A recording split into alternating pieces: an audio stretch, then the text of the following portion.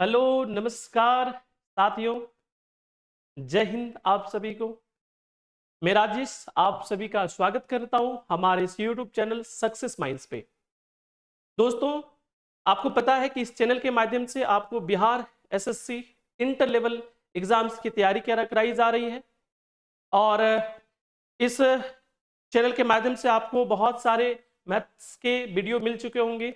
Reasoning का भी बहुत ही प्यारा अप्रोच लेकर आपके सामने रीजनिंग वाले सर आ रहे होंगे और हमने आपको इसके पिछले वाले वीडियो में साइंस स्टेट 1 कराया था जो कि 23/12/2022 को पूछे गए थे। आज बच्चे हम आपके लिए लाए हैं उसी प्रीवियस ईयर क्वेश्चंस में से साइंस के सवालों को लेकर जो कि 24/12/2022 को पूछे गए हैं। दोस्तों, यदि आपको वीडियो अच्छा लगे तो लाइक कर दें। आप चैनल पे यदि नए हैं तो सब्सक्राइब जरूर करें और यदि बहुत ही अच्छा लगे तो अपने दोस्तों के साथ शेयर करें और उन्हें बताएं कि इस चैनल के माध्यम से बहुत ही बेहतरीन अप्रोच के साथ प्रीवियस ईयर क्वेश्चंस कराए जा रहे हैं। तो चलिए बिना देर किए स्टार्ट करते हैं आज का पहला क्वेश्चन। और आज का पहला क्वेश्चन आपके पास है, ध्यान से क्वेश्चंस को पढ़ेंगे। स्तनधारियों में लिंग क्रोमेटिन या बार बॉडी होते हैं, उसका उदाहरण है। यह सवाल बच्चा पूछा गया है कब? अब ध्यान से देखेंगे दोस्तों, आपको मिलेगा कि ये 24/12/2022 बीएसएससी पीटी का एग्जाम है, राइट। तो सवाल क्या है? स्तनधारियों में लिंग क्रोमेटिन या बार बॉडी होते हैं, उसका उदाहरण है। तो ऐसे तो सिर्फ आंसर नहीं देना है, थोड़ा सा डिस्कस करते हुए भी चलेंगे और मेरा कोशिश रहेगा कि जो इंपॉर्टेंट क्वेश्चन रहेगा उसको बहुत ही बेहतरीन तरीके से डील किया जाए। यदि इस क्वेश्चन का आंसर है देखें तो आपको मिलेगा इस क्वेश्चन का आंसर यू क्रोमेटिन। अब आप पहले ये समझे कि क्रोमेटिन क्या होता है। क्रोमेटिन क्या होता है? तो क्रोमेटिन जो होता है बच्चे भाई, वो डीएनए और प्रोटीन का एक मिश्रण होता है, जटिल मिश्रण होता है। क्लियर है? क्या होता है? एक जटिल मिश्रण होता है जो आनुवंशिकी में, यानी कि कह लो कि सेल जब डिवीजन होता है उसमें ये भाग लेते हैं। यदि क्रोमेटिन के प्रकार की बात करें तो क्रोमेटिन दो प्रकार का होता है। एक तो जो आंसर में आपका मिला वही हो जाना है, यू क्रोमेटिन, और दूसरा क्या होता है? हेटेरोक्रोमेटिन। यू क्रोमेटिन की बात करें बच्चे तो ये एक लूजली पैक्ड होता है और जबकि हेटेरोक्रोमेटिन क्या होता है? टाइटली पैक्ड होता है।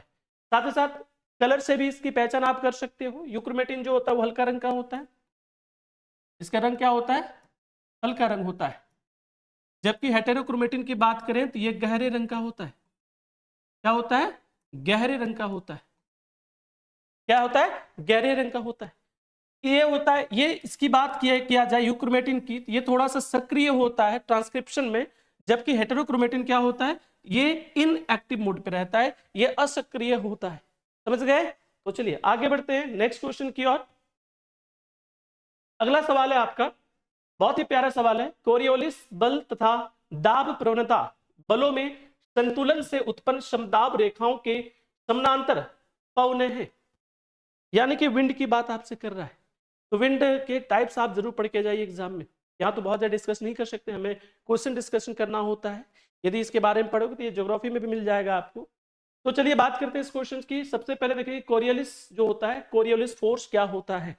तो जब भी कोई बॉडी रोटेट करेगा, क्या करेगा? रोटेट करेगा, तो उस पर एक आभासी यानी कि एक इमेजिनरी फोर्स लगता है उस रोटेशन के डायरेक्शन में, उसे क्या कहते हैं? कोरियोलिस फोर्स कहते हैं। क्या कहते हैं? Coriolis force. अगला क्या है? दाब प्रवणता। कुछ कुछ टर्म को हम लोग बड़े अच्छे से डिफाइन करते हुए बढ़ेंगे, कोई दिक्कत नहीं है, उतना तो समय मिल ही जाएगा। दाब प्रवणता, तो दो क्षेत्रों के बीच जो प्रेशर डिफरेंस होता है उसे क्या कहते हैं? दाब प्रवणता कहते हैं।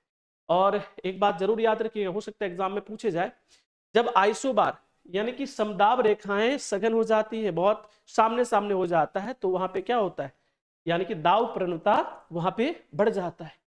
तो यदि हम बात करें इस पर्टिकुलर सवाल की, तो आप ध्यान से समझें कि यदि कोई हवाएं पृथ्वी के सतह से गुजरेंगी तो क्या होगा? उस पर घर्षण बल लगेगा, है ना? क्या लगेगा? घर्षण। उस घर्षण बल से भी वो क्या हो सकता है? डिफ्लेक्ट हो सकता है। लेकिन यही हवाएं पृथ्वी तल से लगभग 2 से 3 किलोमीटर ऊंचाई पे यदि वो चल रही होंगी तो वहां पे क्या होता है? वहां पे घर्षण बल क्या होता है? शून्य होता है। घर्षण बल यानी फ्रिक्शनल फोर्स क्या होता है? शून्य होता है। वहां पे दो फोर्स उस विंड पे, उस हवाओं पे काम कर रहा होता है, एक तो दाब प्रवणता और दूसरा क्या? Coriolis force. और यही दोनों क्या करेगा? उस विंड को बैलेंस करेगा। क्या करेगा, बैलेंस करेगा, और वो समदाब रेखाओं के समानांतर में उसे फ्लो कराएगा, और उस पवन को कहते हैं भूविक्षेपी पवन है। वैसे कोरियलिस फोर्स का एक अन्य नाम विक्षेपी फोर्स भी उसे कहते हैं, तो वहां से भी याद रख लेना, कोरियलिस फोर्स यदि किस पे लगेगा तो ये क्या होता है, विक्षेपी। तो इसका सही आंसर क्या होगा, भूविक्षेपी पवन है। कुछ स्थानीय पवनों के बारे में भी आप पढ़ लीजिएगा, जैसे बहुत सारे स्थानीय पवन मैं बता दूं, सहारा में चलती है ना, और भारत में एक लू चलता है, इनके बारे में भी थोड़ा सा डिटेल में आप जरूर पढ़ के जाएं। क्लियर है, मानसून पवनें पढ़ के जाएं, भूमंडलीय पवनों को पढ़ के जाएं, स्थानीय पवनों को पढ़ के जाएं। क्लियर है, चलिए आगे बढ़ते हैं नेक्स्ट क्वेश्चन की ओर। किस तत्व तक अष्टक का नियम लागू पाया गया, तो अष्टक का नियम पूछा जा रहा है, तो अष्टक के नियम के बारे में पहले जान लेते हैं कि अष्टक का नियम क्या होता है। तो अष्टक का जो नियम है वो किसने दिया था, न्यूलैंड ने दिया था। किसने दिया था, न्यूलैंड दिया था। इनके अनुसार हर पहला जो तत्व होता है और आठवां तत्व, यानी ये फर्स्ट मान लें, यहां से जो आठवां, इन दोनों तत्वों का गुणधर्म जो क्या होगा, वो समान पाया जाता है ना। एक इसको संगीत के सारे गामा पाधा नीसा से भी जोड़ा गया है, उसे भी आप देख के जाएंगे। तो ये जो होता है अष्टक का नियम, वो कैल्शियम तक लागू होता है। कहां तक लागू होता है, इस ऑप्शन के यहाँ पे क्या है, कैल्शियम। तो ये जो अष्टक का सिद्धांत है, अष्टक का नियम है, ये कहां तक लागू होता है, कैल्शियम। कैल्शियम के बारे में बात किया जाए, कैल्शियम का एटॉमिक नंबर कितना होता है, 20 होता है। मास की बात करें तो ये कितना हो जाएगा, मास नंबर की बात करें कितना हो जाएगा, 40 हो जाता है। ठीक है, आगे बढ़े। जल के पोषक समृद्धि द्वारा झील का प्राकृतिक काल प्रभावन से एजिंग दर्शाने की क्रिया को क्या कहते हैं। तो सबसे पहले आपको प्राकृतिक काल प्रभावन समझ में आना चाहिए। प्राकृतिक काल प्रभावन क्या होता है, जैसे कोई एक मान लीजिए झील है जो नया बना है, उसमें क्या होता है सर, पहले तो बहुत ताजा ताजा पानी होता है, लेकिन समय के साथ उसमें क्या होता है, अकार्बनिक पदार्थों का या कार्बनिक पदार्थों की मात्रा उसमें बढ़ जाती है। उस कार्बनिक अकार्बनिक पदार्थों की मात्रा बढ़ने से क्या होता है कि उसमें बहुत सारे जीव जंतु, बहुत सारे जड़ वाले पौधे उसमें विकसित हो जाते हैं, है ना। तो उसी को कहा जाता है काल प्रभावन या एजिंग कहते हैं, और इसकी क्रिया को दर्शाने को कहते हैं हम सुपोषण। क्या कहते हैं, सुपोषण। बेसिकली क्या होता है, सुपोषण के दौरान मान लीजिए एक झील है, तो उसमें क्या होता है, जो मिनरल्स होते हैं उसकी मात्रा बहुत अधिक हो जाती है।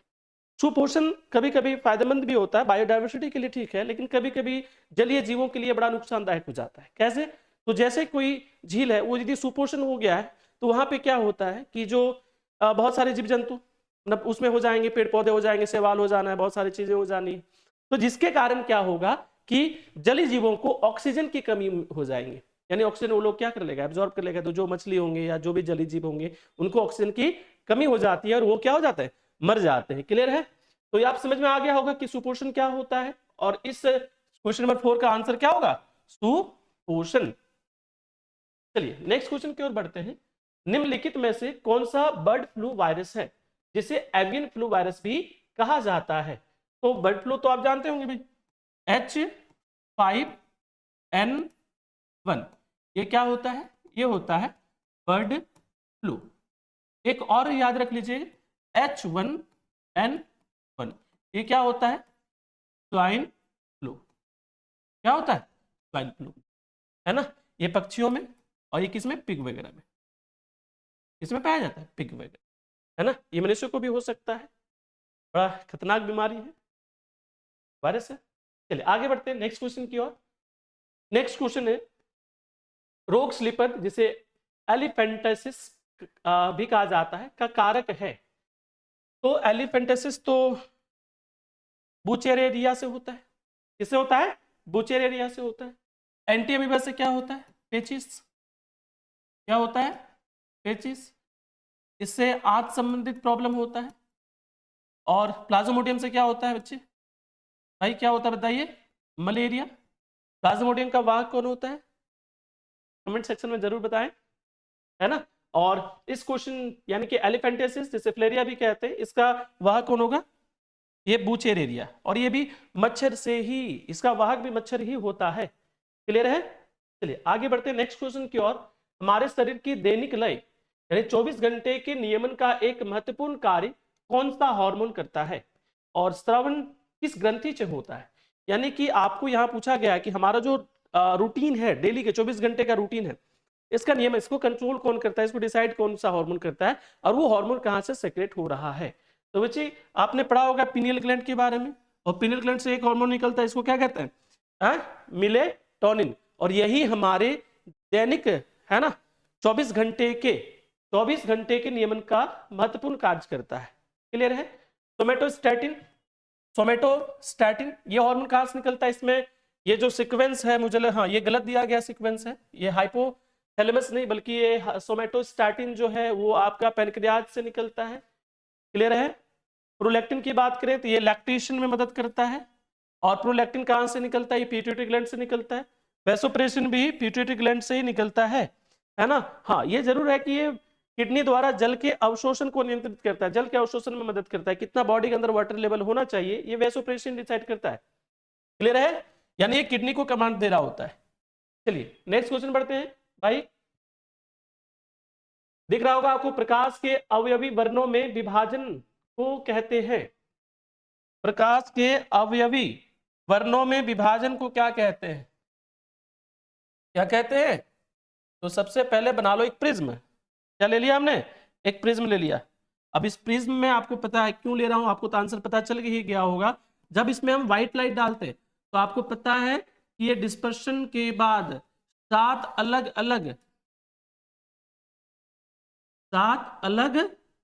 अलग रंगों में विभाजित हो जाता है।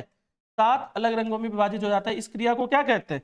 डिस्पर्शन कहते हैं। हिंदी में इसे विक्षेपण कहा जाता है। क्या कहा जाता है? विक्षेपण। इस क्रिया में यदि कलर को देखें तो नीचे से लगा दो VIVGY और क्या R, है ना। और इसी को क्या कहा जाता है? विक्षेपण। क्या कहा जाता है? विक्षेपण। इंग्लिश में इसे क्या कहते हैं? डिस्पर्शन। क्या कहते हैं? डिस्पर्शन कहते हैं। यहाँ पे कुछ बातें याद रख लीजिएगा। जो रेड कलर होता है इसका एंगल ऑफ डेविएशन बहुत कम होता है, जबकि वायलेट का एंगल ऑफ डेविएशन बहुत अधिक होता है। एंगल ऑफ डेविएशन क्या होता है? तो जैसे ये कलर स्ट्रेट जाना चाहिए था, ये कलर कैसे जाना चाहिए था? स्ट्रेट जाना चाहिए था, स्ट्रेट जाना चाहिए था। लेकिन देखिए ये कलर क्या हुआ? नीचे बटा, और 7 कलर में ये क्या हो गया? टूट गया। तो ध्यान से देखो, ये रेड के लिए होगा एंगल ऑफ डेविएशन, और यहां से ये जो एंगल बन रहा होगा ये किसके लिए होगा? वायलेट के लिए। तो ये भी बात आप यहां से जरूर याद रखना। क्लियर है? साथ ही साथ इस रिलेटेड वेवलेंथ और फ्रीक्वेंसी भी आप याद जरूर रख लेना, है ना। जैसे ये क्या रेड कलर है, इसका वेवलेंथ क्या होता है? वेवलेंथ क्या होता है? अधिक होता है with compare to the violet. Clear है बच्चे?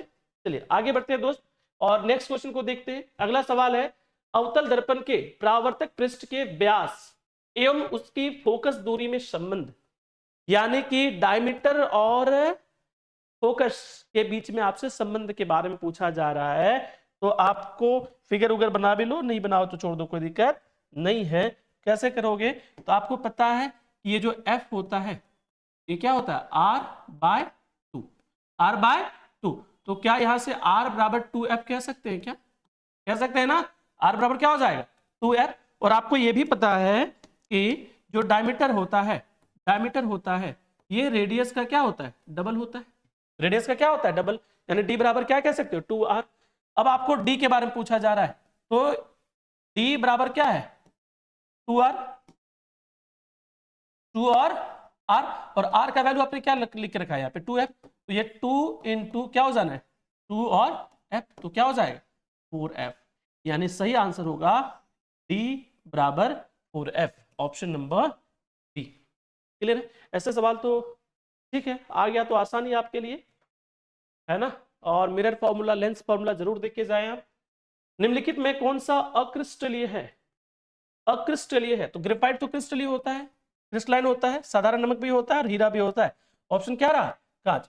तो ये आपका इस क्वेश्चन का सही आंसर होगा कांच। कांच क्या होता है? एक सुपर कूल्ड, अतिशीतित, है ना, द्रव्य होता है, यानी कि लिक्विड होता है। सुपर कूल्ड लिक्विड होता है क्या? कांच। कांच क्रिस्टल नहीं होता है, समझे?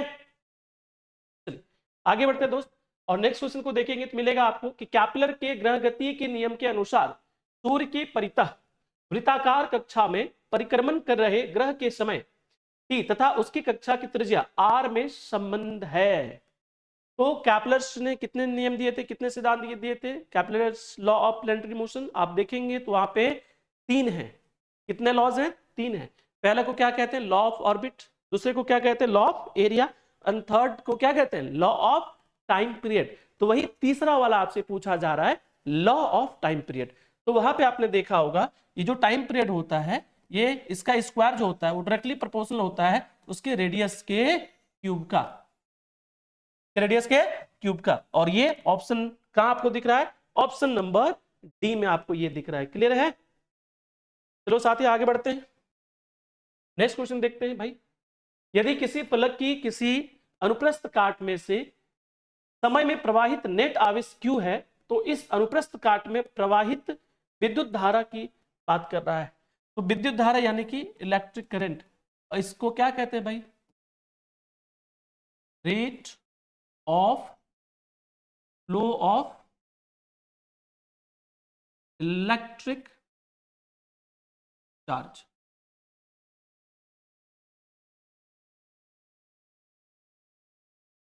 विद्युत आवेश के प्रवाह के दर को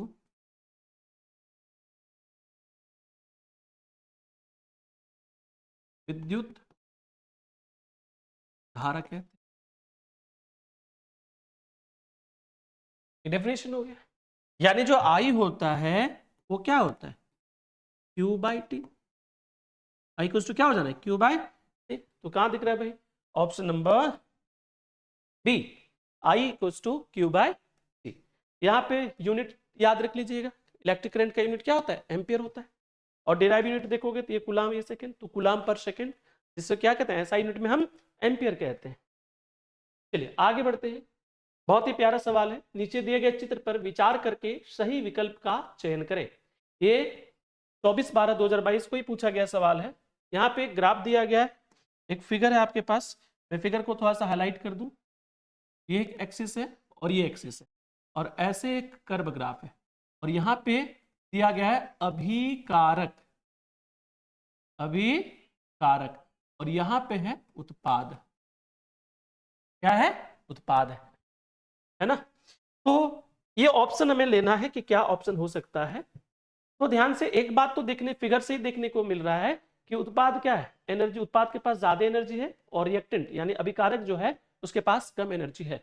प्रोडक्ट के पास ज्यादा एनर्जी है और अभिकारक के पास, रिएक्टेंट के पास एनर्जी कम है। और आप पढ़े होंगे, आप ये जानते होंगे कि जिसके पास जितना ज्यादा एनर्जी वो उतना ही अनस्टेबल होता है। क्या होता है, अनस्टेबल होता है। कम एनर्जी वाला क्या रहेगा, स्टेबल रहेगा। कम एनर्जी वाला क्या रहेगा, स्टेबल रहेगा। कम एनर्जी वाला क्या रहेगा, स्टेबल रहेगा। हमारे पास पैसे नहीं रहते थे, हम कहाँ रहते, घर में बैठे रहते हैं। जैसे पैसा है तुरंत रेस्टोरेंट, है ना, तुरंत बाहर घूमने दोस्त के साथ, चाय पीने कहीं निकल दिए। तो वही है, उत्पाद के पास क्या है, एनर्जी अधिक है, रिएक्टेंट के पास एनर्जी कम है। तो कोई एक ऐसा ऑप्शन हमें ढूंढना पड़ेगा जिसमें यह पता चले कि उत्पाद अभिकारक से स्थायी, हाँ, उत्पाद जो है अभिकारक से कम स्थायी है। तो ध्यान से देखें तो ऐसा एक ही ऑप्शन दिख रहा है, उत्पाद अभिकारक से कम स्थायी है, और ये आपको दिख रहा है ऑप्शन नंबर ए पे। और दूसरी बात किया जाए अग्र अभिक्रिया की, है ना, तो ये टोटल रिएक्शन, टोटल एनर्जी की बात किया जाए तो ये क्या होगा, E1 प्लस E2। तो इस प्रकार यदि इस क्वेश्चन का सही आंसर देखें तो आपको मिलेगा ऑप्शन नंबर ए। क्लियर है? चलिए भाई आगे बढ़ते हैं नेक्स्ट क्वेश्चन की ओर। कणों के बीच आकर्षण बलों के बढ़ते क्रम में निम्नलिखित पदार्थों को व्यवस्थित करें। यानी कि आकर्षण बल, अट्रैक्टिव फोर्स की बात कर रहा है। तो आपको पता है कि सॉलिड में क्या होता है, सबसे अधिक होता है, जिस कारण सॉलिड का शेप एंड साइज जो होता है वो फिक्स होता है। लिक्विड में उससे कम होता है, गैस में बहुत ही कम होता है। तो यहाँ पे ऑप्शन भी वैसे हमारे पास है। शर्करा की बात करें तो ये सॉलिड होगा, दूध क्या है, लिक्विड, हाइड्रोजन क्या है, गैस। तो ऐसा ऑप्शन ढूंढना पड़ेगा जहां पे शर्करा में सबसे अधिक और बढ़ते क्रम में पूछ रहा है, इसलिए शर्करा में सबसे अधिक होना चाहिए और हाइड्रोजन में सबसे कम। और ऐसा ऑप्शन जो है आपको ऑप्शन नंबर डी में देखने को मिल रहा है कि हाइड्रोजन इससे अधिक किसमें होगा, दूध, और दूध से अधिक किसमें होगा, शर्करा में होगा। शर्करा क्या है, सॉलिड है, ये क्या है, ये सॉलिड है, ये क्या है, लिक्विड है, और ये क्या है, गैस।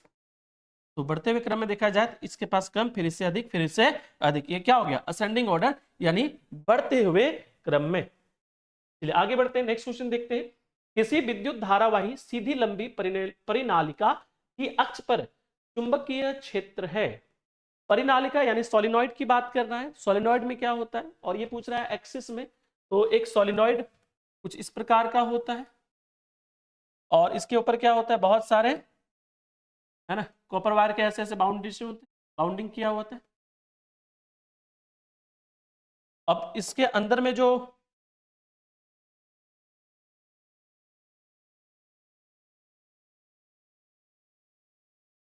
मैग्नेटिक फील्ड लाइंस होते हैं वो क्या होते हैं, समानांतर होते हैं, समांतर होते हैं, और सभी पॉइंट पे एक समान विद्युत क्षेत्र आपको मिलने वाला है। तो इसका सही आंसर होना चाहिए कि अक्ष पे यदि चल रहे हैं तो इसमें कोई भी परिवर्तन नहीं होना चाहिए। तो परिनालिका की अक्ष के अनुदिश चलने पर अपरिवर्तित रहता है। ऑप्शन नंबर बी इसके लिए सही होगा। ऑप्शन नंबर ए में कहा गया इसके केंद्र से एक सिरे की ओर जाने पर बढ़ता है, बिल्कुल नहीं। परिनालिका की अक्ष के अनुदिश चलने पर पहले घट नहीं, ये भी नहीं। इसके केंद्र से एक सिरे की ओर बढ़ जाने पर घटता है, नहीं। इसका सबसे सुटेबल आंसर और सबसे सही आंसर होना है ऑप्शन नंबर बी। परिनालिका के अक्ष के अनुदिश चलने पर यह अपरिवर्तित रहता है, क्या, चुंबकीय क्षेत्र, है ना, मैग्नेटिक फील्ड। चलिए नेक्स्ट क्वेश्चन की ओर बढ़ते हैं, और आज का ये अंतिम क्वेश्चन है। 24/12/2022 में टोटल 16 क्वेश्चंस पूछे गए थे, और ये 16 अंतिम सवाल आप देख पा रहे हैं। नीचे कुछ जीवाणु, एंजाइम या जैव सक्रिय अणु के साथ उसके उपयोग दिए गए हैं और सही मिलान करना है। तो ऐसे वाले क्वेश्चंस में हमें एक कोई भी ढूंढ ले तो लगभग कह लीजिए कि चांसेस हो जाता है सही होने का, लेकिन फिर भी देखते हैं क्या है। तो इसमें हमें जो दिख रहा है वो साइक्लोपोरिन, ये एक एंटीबायोटिक होता है, तो इम्यूनोप्रेसिव हो जाएगा, यानी कि बी का हो जाना है 4। तो बी का 4 एक ही ऑप्शन में आपको दिख रहा है, बी का 4, वो है ऑप्शन नंबर डी। वैसे स्ट्रेप्टोकाइनेज का काम होता है थक्का स्फुटनिक में, और ये हो जाएगा, इसके लिए 3 हो जाना है, इसके लिए 4 हो जाना है, और आपको क्या दिख रहा है ना, सी, क्लोस्ट्रिडियम, ये अम्लीय, ये खाना को क्या कहते हैं उसको, अम्लीय बना देता है खाना, फॉइल में ये पार्टिसिपेट करता है। और लास्ट क्या है, मोनस्कस परप्यूरस, तो इसका हो जाएगा बचा हुआ पार्ट जो भी है ना, रक्त कोलेस्ट्रॉल को कम करने वाला होता है। क्लियर है, तो इसका सही आंसर हो जाएगा ऑप्शन नंबर डी। मेरे तरफ से सुझाव ये रहेगा कि जब भी आप साइंस का क्वेश्चंस कर रहे हो तो आप बहुत ही सावधानी पूर्वक, बहुत अच्छे तरीके से आप क्वेश्चंस को जरूर पढ़ें, है ना। जब आप अच्छे तरीके से पढ़ेंगे तो आधा आंसर आपका हो गया, क्योंकि आप जब अच्छे से पढ़ रहे होंगे तो वो आपके माइंड में जा रहा होगा। कभी भी आप उन टॉपिक को कभी भी पढ़े होंगे तो आप उसे रिकॉल कर पा रहे होंगे एग्जाम के समय। क्लियर है, और एग्जाम डेट अनाउंस हो चुका है, तो आप बहुत जल्द होने वाला एग्जाम, तो आप अब लग जाइए बहुत ही अच्छे से तैयारी में। हम साइंस के हर एक सवाल का ऐसे ही बड़े अच्छे से डिटेल में एक्सप्लेनेशन का जो वीडियो है हम अपलोड करते जाएंगे, आप इसे भी जरूर देखिए। और साथ ही साथ हम तो कहेंगे कि डिटेल में जरूर एक बार 11th 12th 9th 10th के साइंस को एक बार जरूर आप देखें, चाहे एनसीईआरटी को ही क्यों ना एक बार रीड कर लें, इससे बहुत सारे क्वेश्चंस आपके पकड़ में जरूर आएगा। तो चलिए आज के लिए इतना ही। वीडियो अच्छा लग रहा हो तो जरूर लाइक करते हुए जाएं। आज के लिए इतना ही, मिलते हैं नेक्स्ट वीडियो में, तब तक के लिए जय हिंद, जय भारत।